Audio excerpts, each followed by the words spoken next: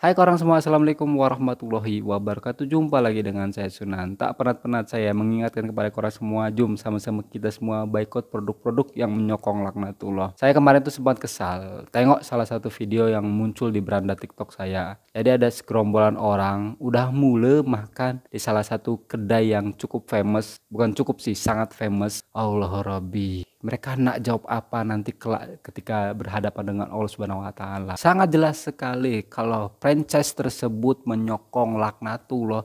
Mereka tak sadar dengan perbuatan mereka itu. Atau mereka tahu tapi tidak ingin tahu. Wah, bahaya itu. Tapi kita sama-sama doakan.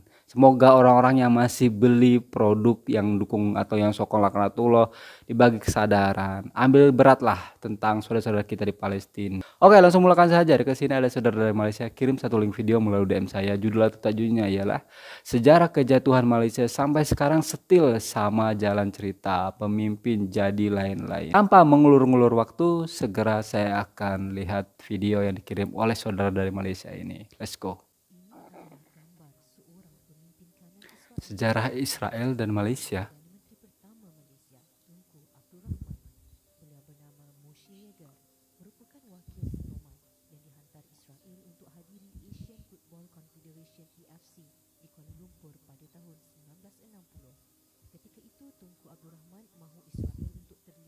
Masa sih meragukan ini? Saya rasa ini Tengku Abdurrahman di ketika itu dapat tekanan dari luar, dari berbagai pihak. Mesti ada something yang membuat Tengku Abdurrahman itu melibatkan Zionis Laknatullah terlibat dalam ajang AFC di ketika itu. Coba bagi siapa yang tahu sejarah ini, komen di bawah ya.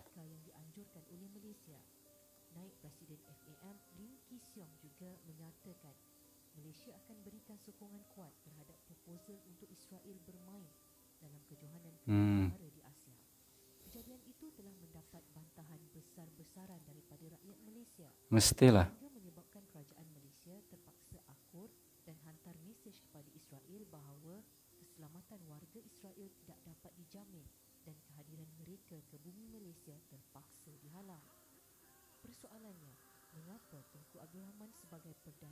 Itu dia. Masih jadi pertanyaan nih, tanda tanya.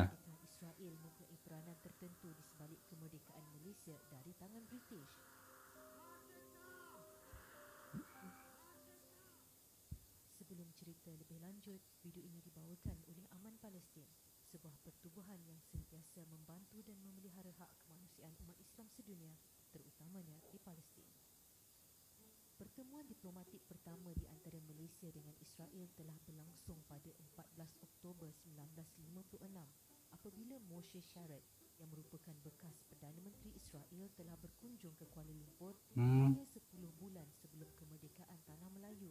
Kunjungan itu disambut baik oleh Tunku Abdul Rahman bagi membincangkan berkenaan hubungan rasmi di antara Israel dan Tanah Melayu setelah mendapat kemerdekaan pada Ogos 1957 nanti.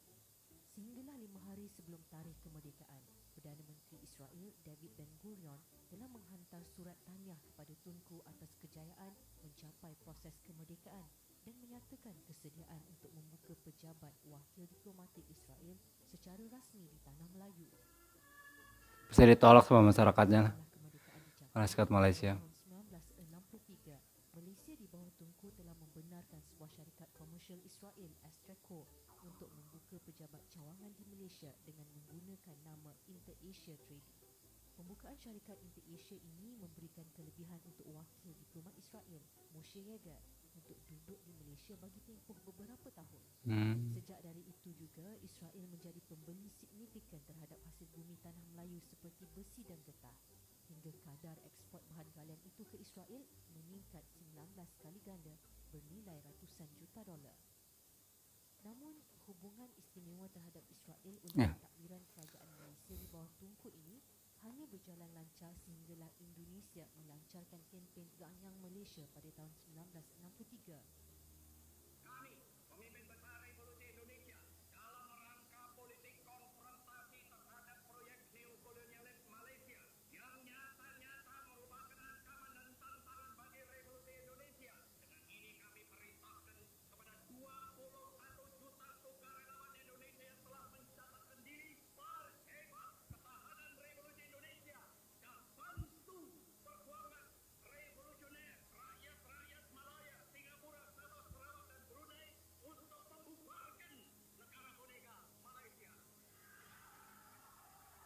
Kerajaan Indonesia di bawah Sukarno telah meletakkan imej Malaysia sebagai Israel Timur di mata masyarakat Asia. Konfrontasi ini menekan Perdana Menteri Tunku Abdul Rahman untuk mempertahankan hubungan Malaysia dengan negara-negara Arab Islam dan merenggangkan hubungan dengan Israel atas dasar isu Palestin. Tekanan ini berterusan sehingga memaksa kerajaan Malaysia untuk menutup syarikat Inter-Asia milik Israel pada tahun 1965 dan Mosyagar terpaksa dihalau dari bumi Malaysia pada tahun 1966. Sejak dari itu, hubungan dagang dan diplomatik Malaysia berjalan secara tertutup dan terhad sehinggalah warga Israel sepenuhnya dihalang dari memasuki ke Malaysia pada tahun 1974 dan hubungan diplomatik Malaysia-Israel termansum secara rasmi seperti dalam pasport. 1974 berarti ya, putus hubungan Malaysia dan Laknatullah. Adakah kita benar-benar bebas dari cengkaman Yahudi Israel terhadap pegangan hala tuju negara dan pembangunan ekonomi negara kita sendiri?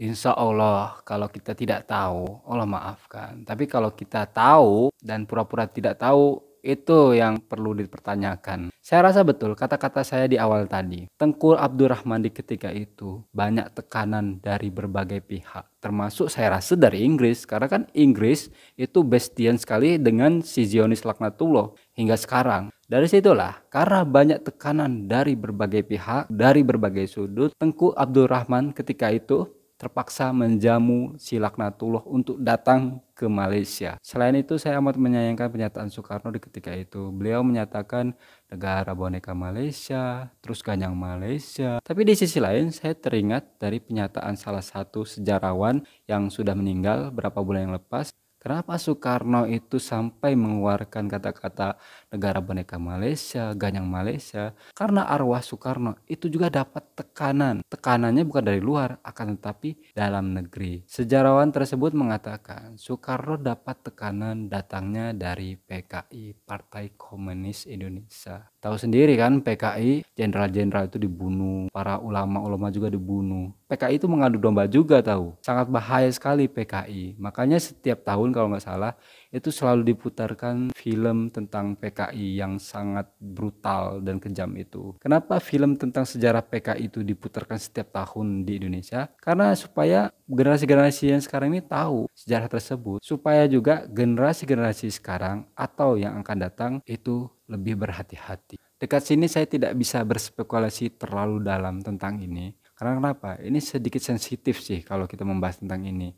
Apalagi ini melibatkan seorang sejarawan yang sangat dihormatin di Malaysia. Takutnya saya salah kata-kata gitu aja sih. Mungkin cukup sekian video dari saya. Saya akhiri. Assalamualaikum warahmatullahi wabarakatuh. Ciao.